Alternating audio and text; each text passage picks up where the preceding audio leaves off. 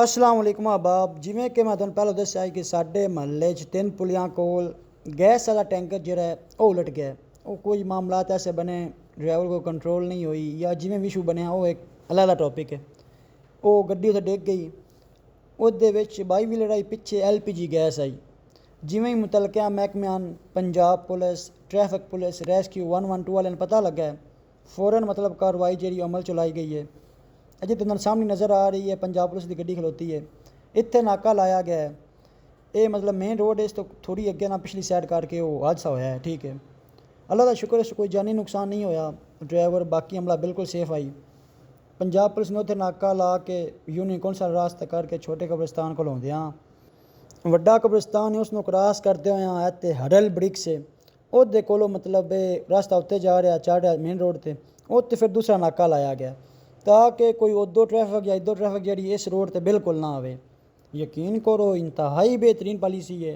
मजीद हुण साडा महल्ला है, बच्चे छोटे छोटे, मतलब तजस्सुस होंदा है सिर्फ छोटियां बच्चियां नहीं, वड्डा बंदा भी वेखदा है कि कोई वकूआ हो गया, होंदा है कि उत्ते की हो रहा है। तो फिर ज़ाहिर गल है साडा पिंड है महल्ला ना आस पास इलाके गुजरते पे बंदे होंदे ना, वो फिर वेखन लग पौंदे खलो के कि कित्थे की हो गया। LPG गैस इंतहाई खतरनाक है, अल्लाह ना करे अगर लीक हो जाए कोई जा मसला हो जाए इंतहाई जल्दी मतलब शोला पकड़ दिए फिर नुकसान ज़्यादा होंदे हैं। इस करके पहलो ही हिफाजत के तौर पर पुलिस की तरफों एक अच्छा कदम है। दोवां पास नाका ला दिता है बकायदा, उन विचकार इतना कोई बन वैंदा कोई 200-400 मीटर ना फासला बन वैंदा दोवां नाकों के विचकार।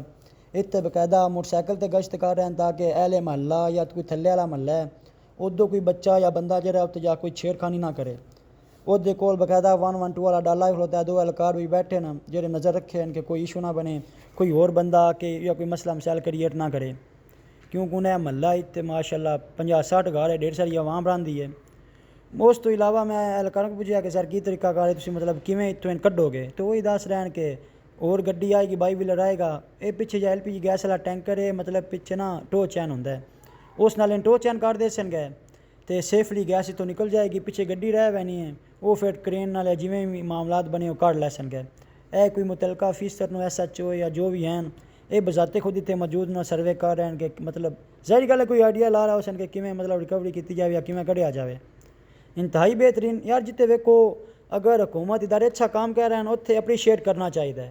यकीन करो इंतहाई अच्छा पसंद आया यार, इतना मतलब जल्दी काम हो गया, इधर टैंकर डिग गया उधर इदारे ने इतला पहुँची है, फ़ौरन traffic police Punjab police 112 rescue ले आ गए तो इंतहाई बेहतरीन किस्म का मतलब अप्रोच उन्होंने दिखाई है।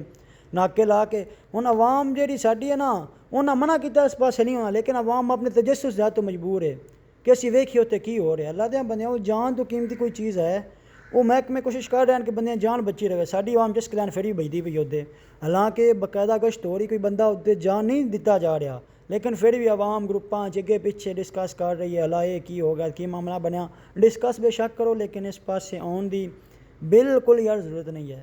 जान तो कोई चीज़ कीमती नहीं है, अल्लाह ना करे इतने कोई गैर मामूली वाक़या होवे, कोई और हादसा होवे जिमें गिली किसी बंदे को जानी नुकसान नहीं हुआ, अल्लाह करे तरीका कार नाल इत्थों वापस कर रहे हैं तो लै जान। हसदे रहो वसदे रहो, मेरे तो लड़के पूछ रहे हैं कि की उत्त कोई दहशत गर्द फरदे पैन की चक्कर है, तो मैं क्या मैं बड़ी वीडियो बना के दस देवां कि इत्थे कोई चक्कर नहीं, सिर्फ हिफाजत वास्ते साड़ी हिफाजत वास्ते हुकूमत तरफे बेहतरीन इकदाम किए गए हैं। तो मैं यकीन करो इस चीज़ में बड़ा अप्रीशिएट करदा कि बहुत ही अच्छा कदम है।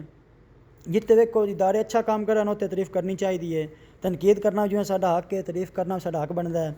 माशाल्लाह बहुत अच्छा, well done Punjab police, traffic police ते रेस्क्यू वाले 112 वाले यार सलाम है दुआना।